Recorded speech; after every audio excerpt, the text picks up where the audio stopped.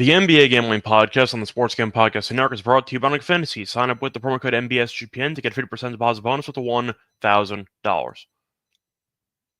And welcome, everybody, to the NBA Gambling Podcast here on the Sports Gambling Podcast Network. It is currently Friday morning, roughly 11 a.m. Eastern Time on January 10th. I'm host of the episode, Scott Reichel, once again joined by Lonte Smith, and together we're going to break down the Friday games for the NBA card. Lonte, how's it going with you? How is your overall week going? You looking forward to the weekend?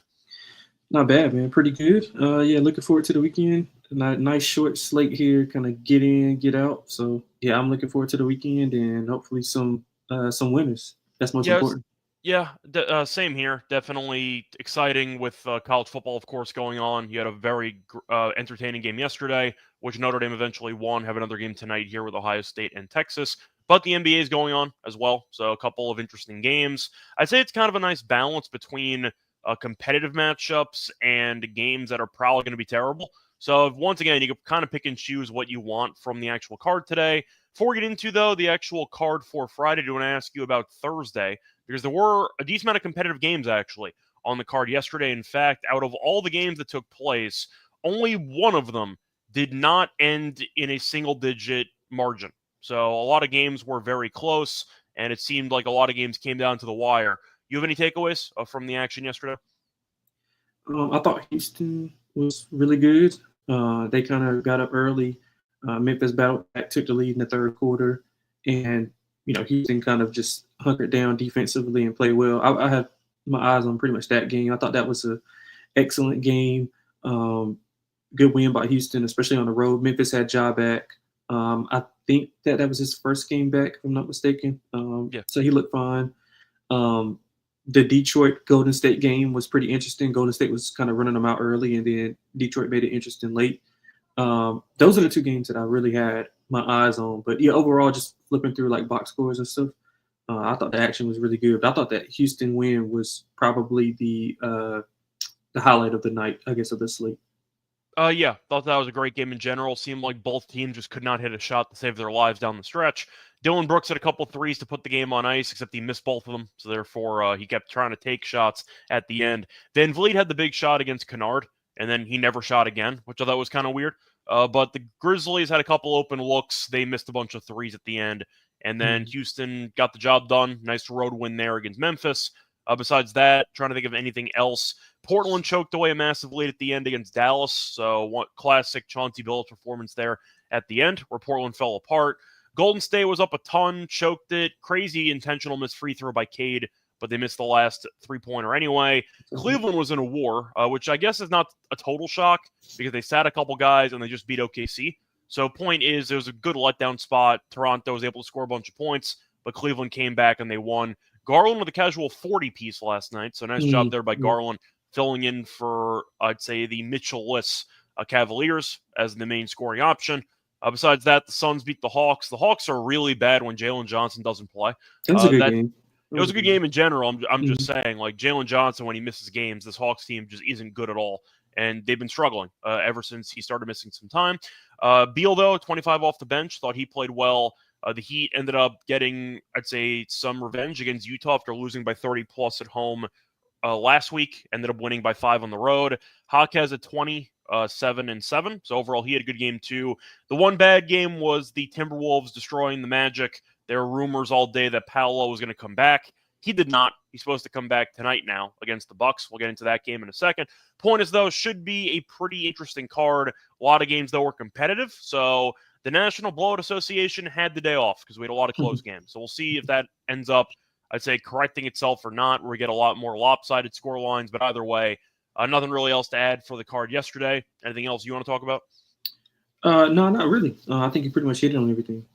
Yeah, I'm trying to think if there's any actual news stories that are worth talking about. Of course, the Lakers game was supposed to take place yesterday. They ended up getting postponed because of the wildfires going on. Hopefully everyone over there is safe, first of all. I know there's a lot of destroyed property, including J.J. Redick's home, which was destroyed in the fire. So once again, a lot of people have lost a lot of, I'd say, belongings in that situation, and potentially some have even lost some lives. So hopefully, if you are out there in the LA or even California area, hopefully you're safe. But the point is the Lakers ended up having to postpone their game against the Hornets. So we had one fewer game than we thought we were going to have going into the card yesterday.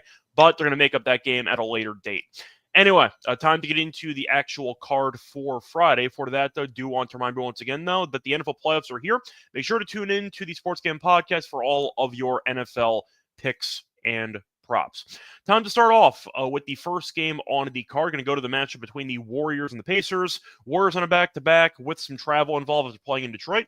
Indiana, though, did not play yesterday. They are currently 7.5-point favorites. The over-under is 224.5. Now, who's playing for Golden State? We have no idea because according to Kerr, after the game against Detroit, they said a bunch of guys are uncertain for the actual game. So is Steph going to play? We don't know. Is Draymond going to play? We don't know. We have no idea who's playing in this game. Wiggins might not play either. So the point is Golden State might be benching the entire team. We're not sure yet. As for the Pacers, Halliburton's a maybe. He did play last game, though. Turner's a maybe, but for the most part, they are healthy. So I'm going to ask you, Lonte, because the Warriors did win a game. Congratulations for once. They've been really bad, though, for the last 2 months, basically. And the last time I saw you, you liked the Warriors to beat the Cavs. So I'm going to ask you, for this game on the road here, Indiana's been good, but the question is who's actually going to play in this game. Is there any way you would pick the Warriors in what could be a potential bench mob situation if they bench half the starters? Because it feels like, based on the cryptic quotes from Kerr, a lot of guys might be sitting in this game. Yeah, I completely agree. I would lay up to 10 with Indiana right now. I mean, just going off of trends, Curry, he usually rests on back-to-back. They played 5 back-to-backs so far. He's missed 3 of those. I think Draymond usually follows suit. And now you got Kuminga, who's definitely out, Podziemski, who's definitely out, Wiggins, who's taking a leave of absence for whatever reason. So he's out. According to Robert, his wife is expecting. So. Oh, okay. Well, congrats to him. So, yeah, and if you look at the last time they met, 111-108, Indiana won in Golden State at 6-point dogs. So they had 6 in double figures. Steph shot poorly. It was 2 of 13. Ironically, Steph was 2 of 14 last night. So he struggled a bit shooting lately. Kuminga had 26 in that game. Both teams didn't shoot it well from 3. So I'm looking at it like this is a great spot for it. Indiana, 7-3 ATS last 10. Although, some of the numbers would say that Golden State is better on the road as far as covering numbers. 10-7 ATS on the road, 8-11-1 at home. To be fair, all of their home spreads are extremely inflated, so that probably does correlate. But. Yeah, that's true. Yeah, and I just think that Indiana is going to be able to get whatever they want offensively. They've won and covered the last 5 versus Golden State. The offense has really been picking up since they've been getting guys back and in rhythm. They've won 4 in a row, all 4 of those by 15.2 points per game. Won and covered 4 of those, all 4 of those. 125 plus in 3 of the 4. I think it's a great spot for Indiana with Golden State on a back-to-back. They 1-4 ATS on back-to-backs for Golden State, so good spot for Indiana. I'll take them early and often. So I'll go first quarter and full game for Indiana. Yeah, I'm trying to figure out how Golden State keeps this game close, assuming that everybody rumored to not play is actually not going to play. You need Schroeder to go back to Nets mode, and you need Buddy Hield to have a revenge game against Indiana. Is that basically the main way to go about it? Maybe like a Jackson Davis double-double in there too, but they don't have many options because we've been roasting this team for months. This team is just not very good. I feel like the supporting cast has been weak for most of the season. Kuminga's out now. He was having a pretty solid year. Curry might not play. He was really bad shooting last night. Had 10 rebounds, so at least he contributed in other ways. But point is, Golden State just doesn't have enough firepower for me. Indiana's been good. I know that this team was kind of a laughingstock for the first couple months of the season based on their expectations. They're 2 over. And Eastern Conference is not very good. So Indiana might actually get out of the play-in situation because the Eastern Conference is pretty weak. Quietly 2 over. And they killed the Bulls the last time out. I actually liked how they played over the last couple of weeks.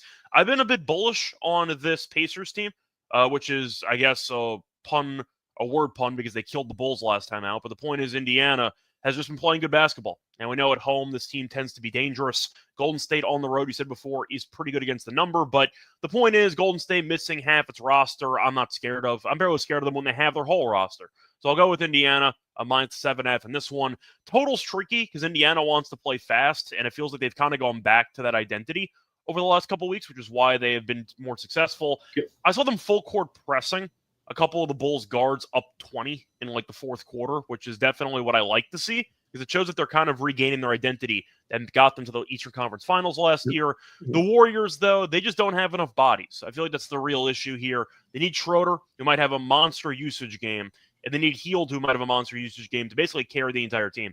And I just don't see that being a recipe for success. So I like the Pacers here with you. The total's tricky because, once again, Golden State might not score, but Indiana plays so fast they might force the game to go over anyway. Do you have any thoughts on the total? Because I got nothing, but I do like Indiana. Yeah, I was more in line with Adam in the chat, just going team total over. I just without the with the uncertainty of the players playing for Golden State, not sure how they muster up enough offense, and especially with the depth that Indiana is kind of putting on display. So I would go with a team total over rather than a full game over. So that's what I like the most, just a team total over. So I agree with Adam. I see Hit mentioning the Warriors are off to a good start and they kind of fell apart for a month. I got bad news for you, Hit. It's been a lot longer than a month. This team's been really bad for a while. But the question is, what are they supposed to do? Because they traded for Schroeder. I think they're linked to like Cam Johnson, which is not going to fix this team. Like, no offense to Cam Johnson, but they have a lot bigger issues at hand. Golden State just has problems because I don't want to compare them to the Lakers, but the argument is cap space. And when you're looking at all the guys on the roster that are getting paid, I don't really know if there's one move that can fix everything. Do you think there is? Because I don't. I mean, I think Jackson Davis has done a fine job at center. That hasn't really done enough to change anything. You think they're going to change anything? Because I just don't think that their supporting cast is that good. And I'm not really sure how you fix it when, one, you're paying a decent amount of guys a lot of money, and two, you have been pretty healthy for the most part, and your team has still just not been getting many wins lately. I feel like they just have an issue that can't really be resolved midseason. Yeah. Well, my thing is, I think they're stuck between the rock and the hard place because they got Steph Curry, one of the best players. So they can't fully rebuild. And they can't rebuild with him there because that's kind of disrespectful to him. But they you could argue the Lakers are in the same spot too with LeBron, but it's kind of the same. Probably where I would say the Lakers are worse. But yeah, just like they're in a tough spot. I mean, Jimmy Butler's not going to fix it. It's going to take multiple moves to be able to fix what they have, like issue-wise, because their depth, their rotation. It just the pieces don't fit, and you're trying to contend, but you are in a tough spot because you can only do but so much. And with how good these drafts are for the next, I would say 2 to 3 years, going to be loaded drafts. So I mean, it's hard to kind of like be bad with Steph Curry on your team, but then again, it's hard to make moves when you don't have a lot. I mean, I think they're in a luxury tax, so that's what I'm saying. Like they don't really have enough. I'd say ability to acquire a big contract. So if you want to make an argument for a score, because Robert's mentioned in the scoring depth and how they don't really have much, you can't really trade for Levine because you can't really afford him. So that's kind of the problem. I mean, he's not going to fix it. No, but he's not going to fix your thing at all. But I'm saying if you want to try to fix the depth scoring, you're going to have to pay a pretty penny, and they don't have any pennies left. That's kind of the problem that I have though with the actual cap. Not to mention the fact that I'm not a big Steve Kerr guy. It's well documented on the show. I think he's one of the more overrated coaches of all time. Wow, really? But I do. I'm not a fan. I think that Coach Kerr, I'm not going to go into a full rant about this, but I think Coach Kerr changed a lot of basketball's philosophy when it comes to scoring, and I feel like he helped revolutionize the overall three-point movement in the NBA. But from an X's and O's and from an actual in-game adjustment standpoint, I think he's been very underwhelming for a long time. I think he's coasted on his reputation of the third quarter Warriors from the title runs when they had an overall great roster. I think it's mostly what he did, I'd say philosophically speaking, to basketball with the three-point volume, etc., and the spacing and everything like that. But from an X's and O's, I think he's been exposed for the last couple of years, and that's why the Warriors are so bad late in games. Is that a fair statement, or do you think that's a bit harsh? I mean, that's where I'm at least. Yeah, I mean, I can see it, but like if they were winning, I don't think. I mean, it's all about winning. Like if he I know the thing is, you're gonna look back and go, oh yeah, he won a bunch of titles, and it's like, yeah, he had a. No, I'm saying like his like right now, like I mean, people are kind of questioning. I mean, you always get questioned more when you're losing. I mean, yeah, like let's just think. I mean, if you just think back to the Miami Heat days when they had the big three, like people wanted Spoelstra fired, which was that was mostly people insane. in LeBron camp when they were 9-8. But yeah, right. I mean. So I mean. The only kind issue, of just the thing about Kerr, though, is that they are so bad at holding leads. They blow so many leads all the time, and I blame that on coaching. yeah, I think that's personnel too. I mean, Could be. it's like a combination of both. I mean, I'm not letting him off the hook, but I think it's a combination of both. Yeah, point is, though, I don't think Kerr's really doing them any favors over the course of the season. That's kind of my main point.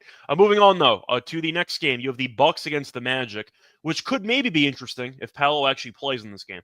But for the spread here, the Bucks are up to 6.5. I think that was 5.5 last night. The over-under is around 210.5, 4.5 even at some spots. For the actual injury report, Milwaukee should be pretty healthy. Dame is probable, Giannis is probable, Middleton's probable, coming off the bench now, and that's basically it. As for Orlando, Suggs is out, Franz is out, and Paolo is expected to play. We'll see how many minutes he plays. This might be his first game in a couple months. But for this matchup, Milwaukee has been playing some good basketball lately. Ended up destroying Toronto and ended up destroying the Spurs as Giannis had a monster game against Wemby. And now you're looking at Orlando, who's been really good at home, but they got smacked by Minnesota at home yesterday. I'm going to ask you because I feel like the Bucks are pretty easy, and I really don't have much else to add. Yeah, so I bet. I don't know nobody cares, but I bet the Bucks 4.5. Just bad spot for Orlando off of back-to-back with their lack of depth issues. And I just think the way to beat Milwaukee is kind of just off the dribble with their guards. I mean, they don't have a ton of guards that can shoot the ball. They don't have a ton of guys, period, that can shoot the ball. I know Paolo's coming back, but I was reading some stuff. He's expected to be back, but probably going to be limited. I know he said he's going to working himself back into shape, of course, which is what kind of everybody expected.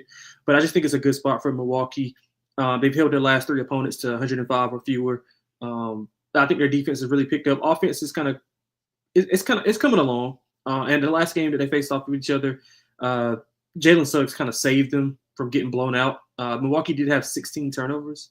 So that's something you want to kind of clean up because Orlando. Unfortunately for Suggs, he did so much carrying, his back gave out on him. Yeah. Ironically, yeah. So I think if Milwaukee takes care of the ball, if they are just engaged defensively, it just force Orlando to kind of shoot the ball. I don't think Orlando can keep pace here. They're going to have to kind of slow the game down. So I would go under if anything else. They're 30th in pace. Milwaukee's 11th. So Milwaukee's not a fast-paced team, but I think they're more than willing to play half-court basketball here. So I'm going with the under. I don't want to lay 6.5 now with Milwaukee. I guess I would go that way if I had to, but Orlando's under 100 points scored in 3 of the last 5. They lost all 3 of those games. They've also played 5 straight unders, including 8 of their last 10 have went under. They're under team. That Minnesota game yesterday was not pretty. Yeah, and I think it's going to be kind of a repeat of that. They could just kind of slowly grind. I think Milwaukee will slowly grind them down, and they'll struggle to get to 90 points. So let's go under. I'll even go with a team total under for Orlando. But yeah, I think it's a good spot for Milwaukee, bad spot for Orlando. Yeah, I think I agree. I think Milwaukee can make the argument just has a really bad overall roster matchup for Orlando, or this version of Orlando, because they can definitely protect the middle with Lopez and with Giannis. And Orlando's not a great shooting team. It's one of the issues that they end up having because KCP they brought in is playing better lately, finally, is hitting some outside shots.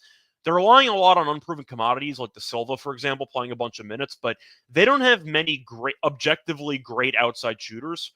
And when Milwaukee can protect the middle and avoid points in the paint, I don't really know how Orlando's supposed to score. It's why Minnesota's so effective yesterday, because Gobert can patrol the middle, and you don't really have a plan B because most of your guys can't shoot. You need Cole Anthony to have a monster game. You need a couple other guys to step up.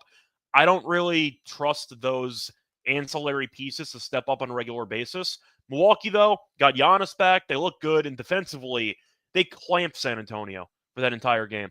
I'll go with Milwaukee, and I agree with you about the team total under for Orlando. I just don't see many points for the Magic in this one. Before we get into the rest of the actual schedule, do want to remind you once again that we're brought to you by DraftKings. Playoffs. Talk about the playoffs. Playoffs actually start tomorrow in the NFL. You bet we're talking about it. Get on the action with DraftKings Sportsbook, an official sports betting partner of the NFL. Scoring touchdowns is key to win in the playoffs. You can win big by betting on them on DraftKings, the number one place for betting touchdowns. Ready to place your first bet? Try betting on something simple like a player to score a touchdown.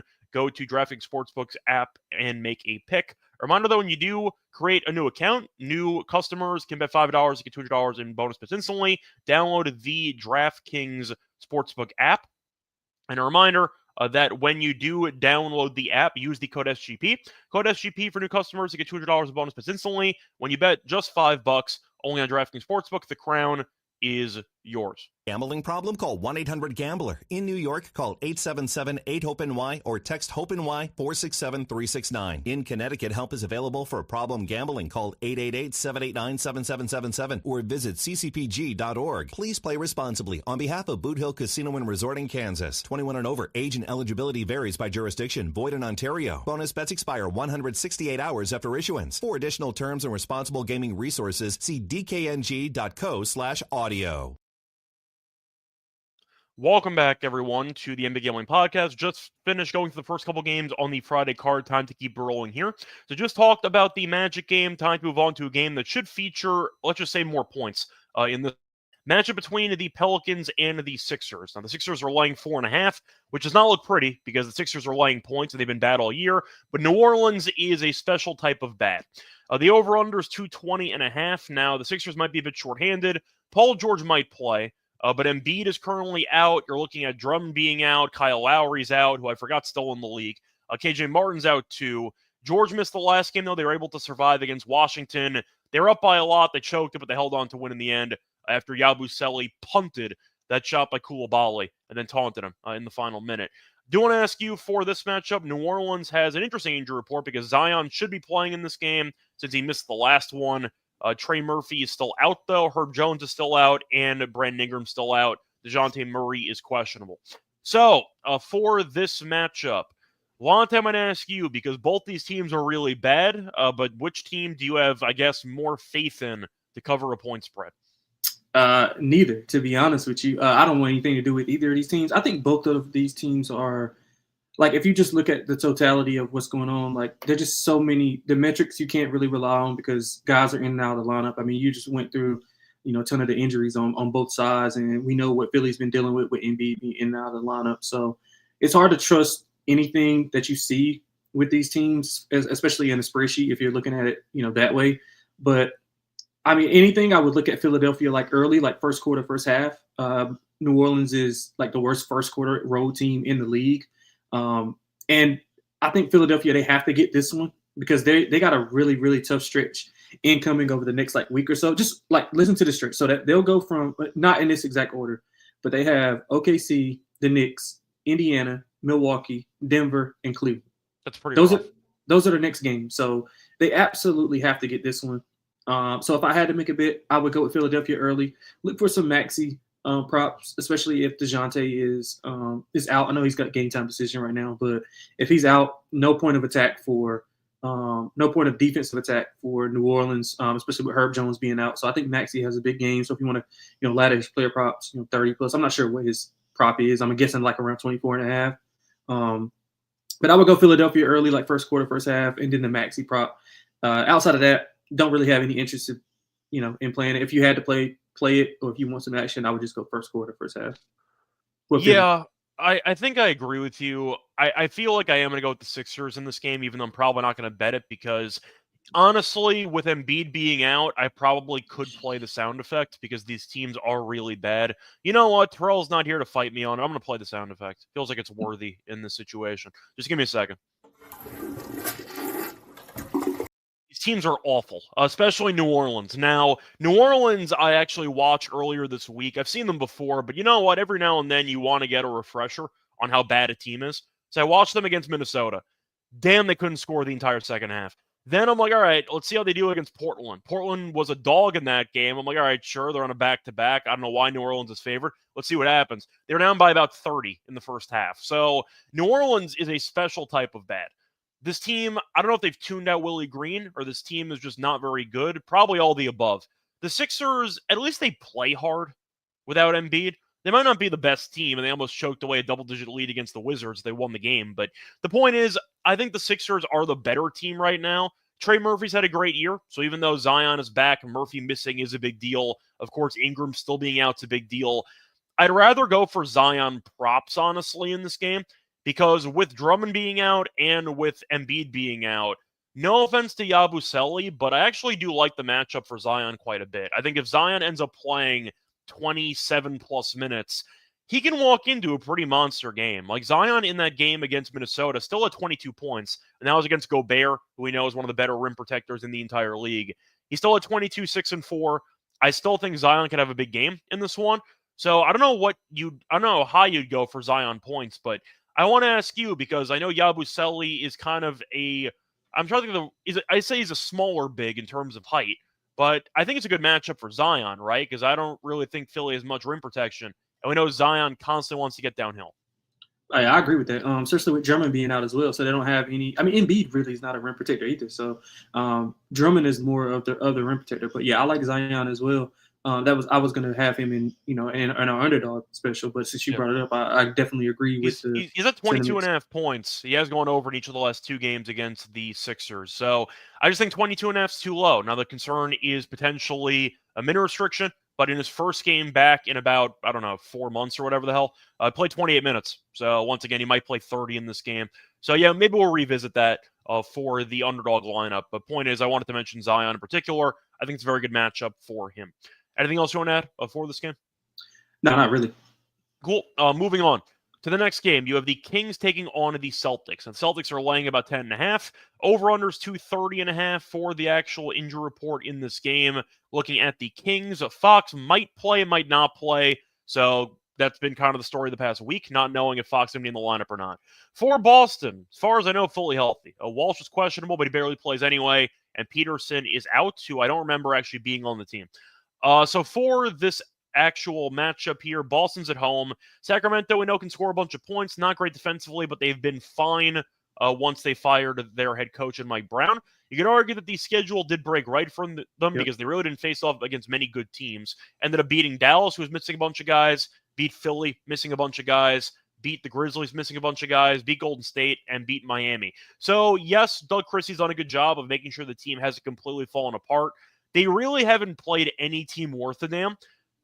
Memphis is a good win on paper until you realize everybody sat in that game for Memphis, so it really doesn't mean anything. Now you're facing off against one of the best teams in the league. Boston's been kind of messing around, though, as double-digit favorites all season. Had a nice win against Denver. That was a great example where they let Denver hang around for about 3.5 quarters, and then Boston woke up for 3 minutes and said, time to end the game, and they ended the game. So I'll ask you, Boston's been tricky because, once again, they've not been good covering as big favorites.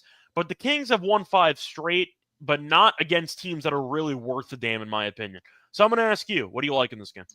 Yeah, so I'll preface this. I like the Kings. I want to see if Fox plays, but I like the over as well, regardless of whether he plays. So I guess we can start there. I mean, both teams averaging around 116 in their last 10, both top 10 scoring all year, top 10 offensive rating. Sacramento scored 120-plus in 3 straight. Boston is generally an over team at home. 11 of their 19 home games have went over. I like what I'm seeing from Sacramento. I mean, I know the quality of competition has not been high. You ran through it, rather well. I like the level of compete, though. They came back from 17 down in the fourth quarter against Miami. Like, that's a nice win. Yeah, and I think that's all you can ask for. I mean, 5-1 under Christie, 5 straight wins.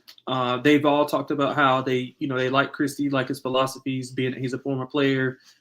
He can kind of relate to him more. I think the main thing is they get more production from their bench. I think Keon Ellis has been filling in pretty well when Fox has been out. They got Devin Carter back, who's not been, contributing like points-wise, like, stats-wise, but just his impact has been there off the bench. He's a guard who can rebound. He can get downhill, and he's kind of finding himself coming off that injury. And Boston's returning from a tough 4-game road stretch. They have not been good at home. They're 2-5 straight up in their last 7 at home. 7-12 ATS at home overall. You said it, and which is the main thing that when Boston's laying double digits, I mean, you kind of want to just go the other way. So I like Sacramento. I want to see if Fox is in before I actually pull the trigger, but I like the over regardless. So I'll play the over. And when Fox gets rules in, I'll have Sacramento. I think it's kind of – I don't think it'll move much if he's ruled in, maybe like a point and a half. But I'll still take anything over like 7.5, 8 with Sacramento. Yeah, I think I like the over as well in this game based on pace. I am wondering if I actually want to go with anything involving Porzingis, because I think that he can actually drag Sabonis away from the basket. Maybe that ends up setting up for some more rebounding opportunities for Tatum, potentially, so that could be an option. But I think Boston's the better team. I think Sacramento, once again, winning 5 straight, good for them. But they really haven't once again, played any solid teams recently. So we'll see how they, I'd say, look in this litmus test of a game. But Boston has not been good covering as massive favorites. I guess I would go with the over as my favorite play, but for the side, it is pretty tricky because the Celtics could dominate or they could no-show the entire game. So either way, I'll take the total and I'll go on from there. Moving on to what should be the game of the night, you have the Thunder taking on the Knicks, a rematch of a game we saw about a week ago or so, where I actually hit a plus 550, had the Knicks first half, Thunder full game in that one. Thunder laying 3.5 on the road. You're looking at the over-under being 225.5. For the injury report, both teams should be close to full strength, with the exception of maybe Karl-Anthony Towns, because Towns is a game-time decision. He has been for the last week or two. We'll see if he goes.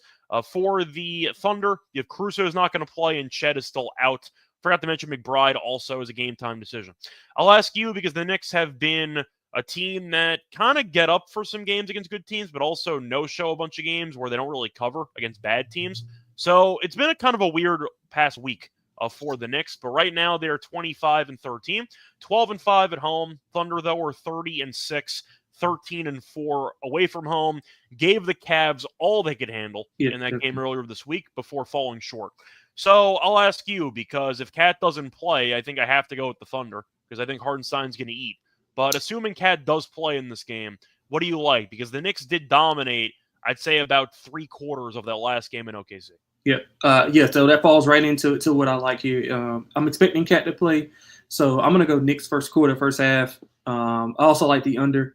I'm concerned with the depth of OKC wearing New York down, because that's similar to like what they did in the first game. I mean, I think New York was rolling, and then they kind of got like wore down, and they couldn't hit anything in the fourth. If you look at what they've done in the first quarter, New York, that is. They're 6th in first quarter margin, top 5 when they're at home. So I think they can come out with their hair on fire here, especially in a little revenge spot. OKC, I know everybody's expecting them to kind of bounce back after that loss. I would say that was one of the more competitive games I've seen in a while. They played well. I mean, the issue was the Cavs had too much size, and Allen and Mobley just ate them. That's basically what happened. Yeah, and if you look at how OKC's been, winning game, they dominate in the paint. They're 49.7 points in the paint. SGA is 13.5 of those.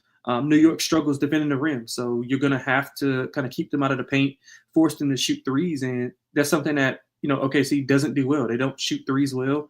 They do defend at a very, very high level, so you want to make sure you take care of the ball, which New York has no problem with. They're pretty good at taking care of the ball, and when those guys are in the lineup, the 5, Cat, Josh, OG, Brunson, and Mikal, I mean, they're 22 and 11, so you're pretty good when those guys are in the lineup.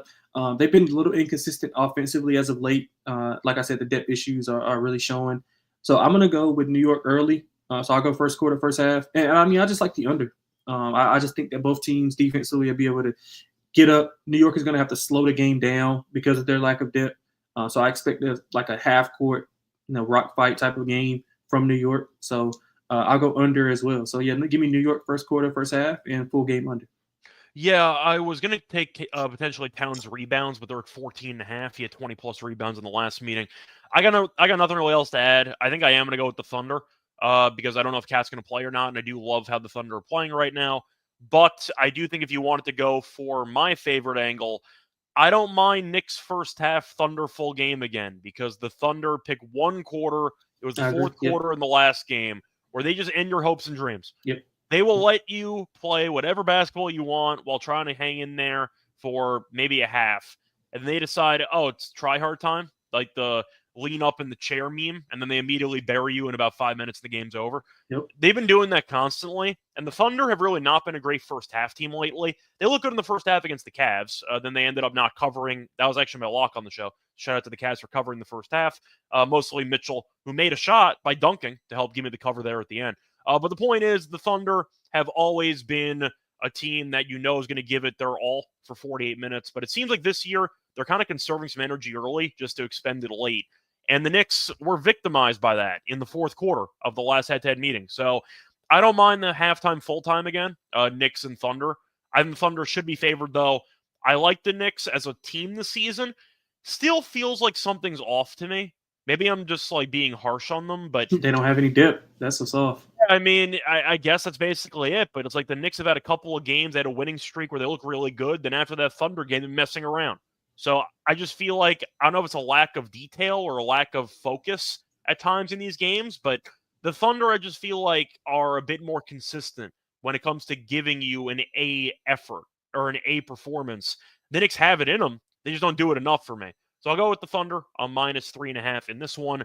Don't mind the under that you mentioned before, but I prefer the Thunder in this game. Moving on to the next game, you have the Wizards taking on the Bulls. For this one, the Bulls are laying 11.5. The over-under is 242.5.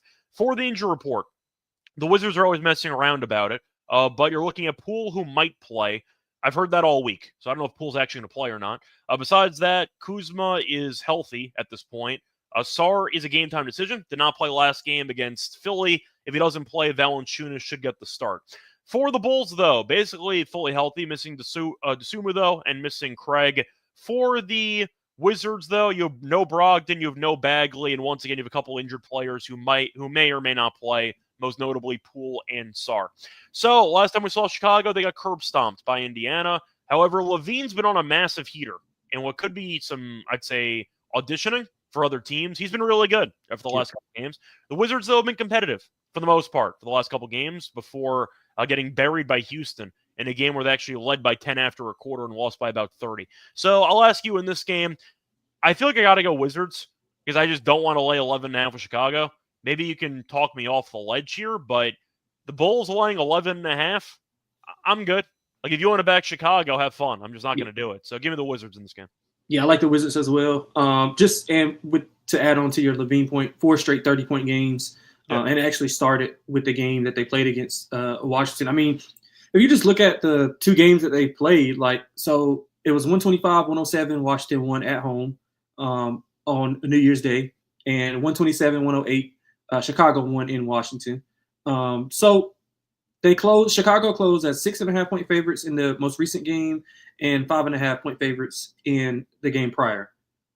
Why is it 11? Why is it 11.5 now? I mean, home court is not worth that much. I mean, Chicago's got a good home court, but it's not 5 points or 6 points. So, yeah, I don't agree with the line. I mean, I think Washington's been, like you said, has been competitive. They've been playing with or without Poole. I think they're fine. I think the depth that they have. Now, I'm not saying that it's the best depth, but they do have depth at each position. I think Sarr will have a big game. He's quietly been playing really well over the past month. He had 20 and 7 against this team in the in the second game. He had 20 and 7. But I think the turnovers are key here. Washington's going to want to have to turn these guys over. They're middle of the pack defending the 3. Chicago, shoots the 3 well, 9th in 3-point percentage offense. They're opening a 5-game homestand, Chicago that is. But I think Washington can hang around here, man. Like, I wouldn't be surprised if Washington wins this game outright. They're going to have to rebound the ball, stop the 3, and not turn the ball over. So I'm going Washington here. I think the number's too big. I do like the over as well. Both teams top 4 in pace. Both of these teams turn the ball over as well. So, around 15 per game for each. So I think, turnovers can lead to points. If you look at what happened with Indiana, I mean, 18 turnovers for Chicago led to only 14 points, but still, you see how the outcome ended that game. They couldn't really get into rhythm. So I think Washington can hang around, be feisty here. I saw a lot of fight in that comeback against Philly. So I'm going to take Washington here. I wouldn't be surprised if they win the game outright. Yeah, outright's a lot of fun. If you want to go for the D-Gen play of the day, you back the Wizards on the road, who, by the way, to mention, are currently 1-14. Straight up on the road. Now, the Bulls at home, last time I saw them at home, they were down a bunch to San Antonio and came back and won, and Kobe White posted Wemby. But that game was still very close at the end, but they were getting destroyed for about 3 quarters. So the Bulls are a team that I just find extremely frustrating. Levine is so fun to watch when he's actually on, and Kobe White I think is not bad too, but Vucevic has had a good year too, yet the wins just haven't been there. Defensively, they're not there, and they no-showed the entire game against Indiana. So the Bulls, I just have an issue with their defensive effort, getting enough stops, which is why the over is definitely the play for me, because I just expect to see a bunch of points, and I expect to see a bunch of bad defense. But for this matchup, I just can't, on principle, lay 11.5 with Chicago, a team that actively doesn't guard anybody. It's extremely painful to watch them play defense, and they're missing a couple of key guys who I think are important to this team defensively. Desumu, I think we'd agree, is a pretty underrated defensive player. Craig has been pretty good defensively for this team. Both of them are out. It's kind of a track meet now. And you saw Indiana get whatever they wanted offensively in that game that we saw a couple days ago against this team. The Wizards, though, they have one road win. They almost came back from double-digit down against the Sixers. They actually did come back, and they blew it at the end. They've been competitive lately. Like I don't think this team is awful in terms of getting blown out by 40 every game, but they're not winning games. They don't have to. Just keep the game close. Well. They drafted really well. Those players they got, they're really good. So I think they're building something. I like their front office. I mean, they're competitive. I mean, they just don't mesh well together. Like their team is not built to like win because they're pieces all over the place that do the same thing. But yeah, they had a really good draft. I mean, they suck, but they had a really good draft. I like those players that they drafted. So I think they'll be fine in a few years. Yeah, I think the Wizards' actual young players, I'm not going to full deep dive the actual, I'd say, young players on this roster because there are a lot of them, and some of them might not be here. Koulibaly, I really like. I think Koulibaly is a solid player in general. Sarr, I think, is hit or miss. He's been promising lately. Still think he can't shoot. Guy shoots way too many jumpers for a guy that can't hit a jump shot. So I think that's a problem. He's trying to get better at it. Sometimes less is more. I don't need to see Sarr jacking up multiple threes per game. Like, I really just don't need it. You've been a bad three-point shooter all year. But he's getting better, I'll point out. He was not very good last time out, but the point is, as a whole, he's been progressing, I'd say, in a solid trajectory over the course of the season. But I still think he just can't be relied upon to hit a jump shot, which is still a problem, which we'll work on. I think Carrington's interesting. Love Carrington. I think that he's fine. I kind of want to see him get on the court a bit more. I feel like his usage just isn't a good fit with this team because you have Poole, you have Kuzma, you have Koulibaly. Not much room for Carrington to actually make his presence known on the court, and he doesn't really do much off-ball, which is kind of a problem for this particular roster. When they eventually either trade Kuzma or bench him and Poole at the end of the year, hopefully they let Carrington run a bit more, but they haven't really gotten his usage up. So I have a hard time grading Carrington. I think he's got promise, but I haven't really seen him, I'd say, get the keys to the offense yet. And I feel like with that being the case, I have a hard time grading him. Is that fair?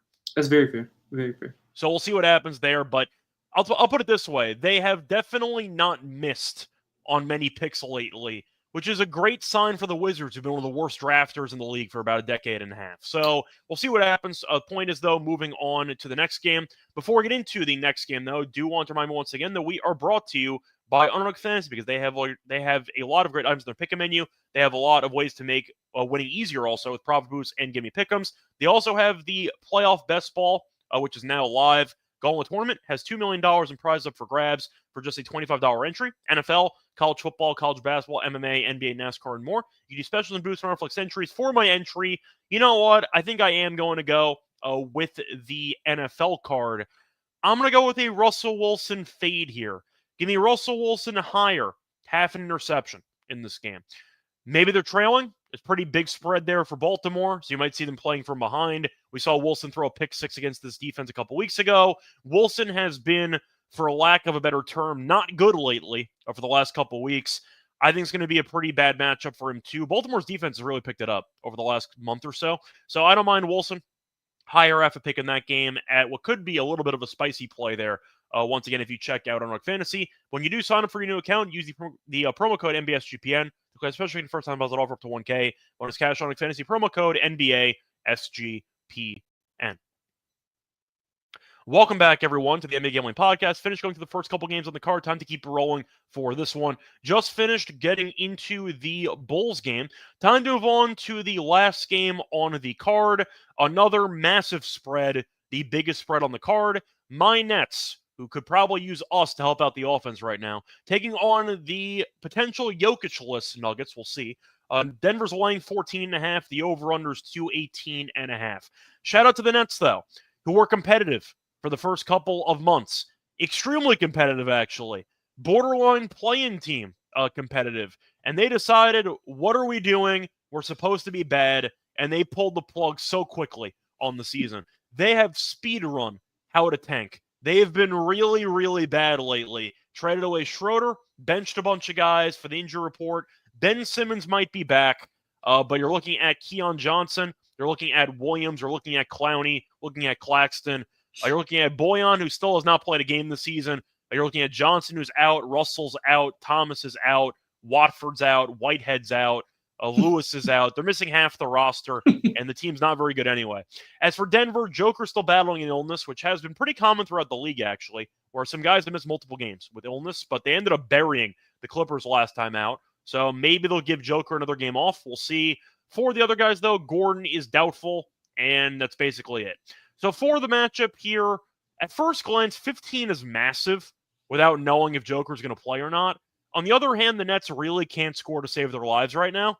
So I'm going to ask you, because I think I just like the under as of right now, but I don't have much. Like, how can I make a case for Denver without knowing if Jokic is going to play? I don't know if I can make a case in this game. Do you want anything in this game? Because I don't. I'll wait it out. Yeah, so I like the team total under for Brooklyn. I think that they can't reach 100, so that makes sense. Yeah, they can't. They're actually they're averaging like right around 100 points in the last 10, 2 and 8 straight up in that span. They've scored 100 straight. Now, defensively, Denver's not going to be confused, with the bad boy Pistons by any means, but I just think that Brooklyn just doesn't have enough. I mean, they played with 8 rotational guys on Wednesday versus Detroit. So I think Joker's going to be back tonight, and I don't trust Denver enough to lay this type of number. I love the way Westbrook's been playing, like Robert said. Like, Westbrook's been playing really well. Denver's just been inconsistent and alternating wins and losses. I don't trust them to lay this type of number regardless of who the opponent is, and I'll just go under. I like the under with you, and I like the team total under for Brooklyn even more. I don't know if they can get to 95, 96 in this matchup. Yeah, I see people mentioning Westbrook. I hope Joker doesn't play, so I can bet Westbrook triple-double potentially and getting good value on that, because he could be very live for that. For the Nets, though, they can't score. I mean, it's as simple as that. Clowney had a great game from 3 last time out. I think he had a career high, actually, in points.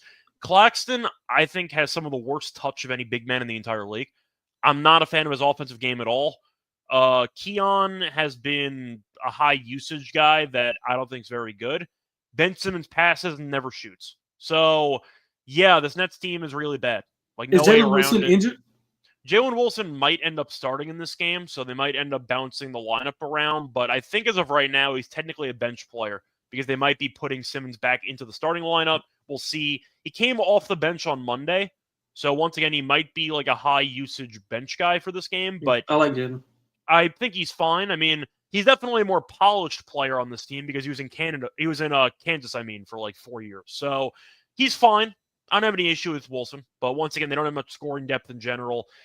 I really got nothing for this game because I don't want to lay this with Denver, but the Nets are really bad. So I think I have to go with Denver. I've been giving out wire-to-wire plays for the opposition with the Pacers and with the Pistons. They both covered the wire-to-wire plus money. It's a pretty big price now because Denver's laying 14.5. I might not mind maybe Nets first quarter in this game because Denver's still a really bad first half team. And the Nets have lost the last couple games comfortably. They've been competitive in the first quarter. So maybe the Nets actually show up for a quarter in this game, but I don't have much. I think that it's going to be a pretty ugly game one way or another. So once again, going to move on to hopefully better games to talk about in the future. But that's the last game for the actual card. So either way, a point is that's going to wrap it up for all the games on the Friday card. Now it's time for the lock and dog picks. Lonte, I'll let you go first. What are your lock and dog picks for the show? Yeah, one of my favorite plays. I love Indiana. Loved it on the open, even with those guys playing. But a lot of uncertainty for Golden State. Struggle. They've been struggling as of late, 3-7 ATS. I love the way Indiana's been playing. So I'm going to take them to win by double digits here. I think they get the job done. They've been playing well as of late. Like I said, 15.2 scoring margin of opponents in the last 4 games. I think Indiana's going to bury them here. So give me Indiana. They're laying like 8. I think you can find a 7.5. 7.5, 8 is fine. Anything up to 9.5, I would lay. I think they win by double digits. So that's going to be my lock. For the dog, I'm going to take the Knicks. I like them first. I did not see that coming. Okay. Yeah, I like them first quarter, first half. I'm just going to go ahead and take them to win the game outright. I'm not in the business of fading OKC as often. But I think it's a good spot here for New York if they can kind of slow the game down and fight off that one quarter. You brought it up, like OKC's been really good in like knockout blows and getting teams, off of their game in like third and fourth quarters. So if they can withstand whichever quarter that is, I think New York can kind of win the game. So let's go with New York on the money line to win the game outright, get a big win going into a tough stretch that they got coming up. Yeah, I don't mind that. I think I prefer fading the Thunder in the first half because I'm still terrified of them flipping a switch to just destroy the other team for about an 8-minute span there in the second half. For my actual lock and dog plays on the show, let me just quickly see the minutes here it depends if he takes enough shots. I want to make a case for Zion, potentially, maybe for even an alt points line for this game. But for my lock, I think I am going to go with the Bucks halftime full-time at -105. I think it's a good price. Orlando can't score. We've talked about before. They have a hard time reaching 102. If they face off against the Nets, first team to 80 might win that game.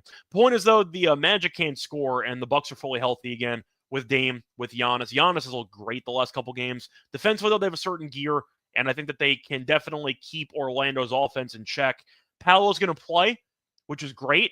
Is he going to look good? We don't know. He's probably going to be on a minute restriction. He hasn't played in months. So I don't expect a lot out of him in his first game back in a long time, basically. And Milwaukee, I think, is just a better team at this point. Now, Orlando, when fully healthy, you have an argument could be better than Milwaukee, but they're not fully healthy. So I'll go with Milwaukee to get the job done here, halftime, full-time. Minnesota kind of laid the blueprint for how to beat this team comfortably yesterday, which is protect the paint, dare him to shoot, and then kind of take control of the actual paint in your actual games. I think that Milwaukee can do that. So I'll go with Milwaukee, halftime, full-time at -105, as my lock. That's -105 in ESPN bet. So once again, Milwaukee, halftime, full-time at -105. For the dog, I have a choice between Levine 30 points and Zion 25 points. I think I'll go Zion 25 points here. That's +140, so it's the minimum that odds I could actually use for the dog picks, according to Terrell. But it's +140 on FanDuel. He had 22 in his first game back. Thought he played well. He only played about 28 minutes. I think that with the lack of rim protection, he's going to have a pretty solid matchup here. You have Yabusele, who can block shots, but they have no Drummond, they have no Embiid. And the Pelicans have to rely on him because they're still missing Trey Murphy, they're still missing Ingram, and even DeJounte might not play. So you might get point Zion in this game, which could be fun. But I go with Zion, 25-plus points here at +140. Like the matchup, like the odds. I go with that as my dog play for the show. Anyway, time for the underdog lineup for the episode. I know we talked before about Zion points. You want to go back to it? Yes, sir. Let's do that. Let's do that. I so that Zion is available at 22.5. So we want the higher on Zion at 22.5. Anything else you want that kind of caught your eye? I think I want Levine points, to be honest. I don't hate that either. Yeah, totals in the 240s. He's been a 30-point machine lately. So yeah, four straight. Yeah, 26.5. I think is too low of a number. So I'll go with the higher on Levine points too. You have anything else? Do I have? Hold on one second. I like Keegan Murray threes. That is so random that I love it. Okay. I just think it's going to be a high-paced game, especially if Fox is out. He's gonna have to score a little bit more. Malik Monk actually has been really good. I think he had like 14 assists in one game. So he had 12 in one game. Okay, but maybe that's what I'm thinking about. Yeah. So Keegan's been kind of off and on all year, hitting a little slump. But I think in this spot, a lot of threes are going to be shot. Obviously, you can tell by the total and just pace of play. So I think Keegan Murray can get up, 7-8 threes, and he can hit. It should be at like 2.5, right? So Keegan Murray, to pull up the actual numbers here, his numbers are 1.5. Oh yeah, he's made 3+ threes in 2 straight. Yeah. Boston though ranks 28th in 3-point defense against power forwards. So it's actually a good matchup for Keegan. Yeah, love that. Yep. So anyway, I agree with you on that. He has been shooting a lot, and they kind of need him to. So once again, the plays here, we're going to go with Zion higher on his points at 22.5. Going to go with Levine higher on his points at 26.5. And we are going to go with Keegan Murray higher, 1.5 threes in his matchup against the Celtics. That's going to wrap it up for the Friday card. We'll be back once again on Monday. Till next time, though, Lonte, anything else you want to add? Nah, man, good luck to everybody this week. Prayers out to anybody in LA I know Sean and Ryan are in LA as well. So, hopefully those guys are good and everybody else. So, yeah, man, just wishing everybody the best this weekend. That's about it. Yep, same here. Of course, you got college football on tonight. You also have the NFL playoffs starting tomorrow. So a lot of overall fun taking place on the gridiron or I should say over the weekend. But once again, you still got basketball going on, and you can still make some money. Anyway, find me on Twitter, Reichel Radio. Find him on Twitter at XXLonteXX. I'll have a tennis show probably in an hour or so. Till next time, good luck to all of you and all of your bets. Bye, everyone.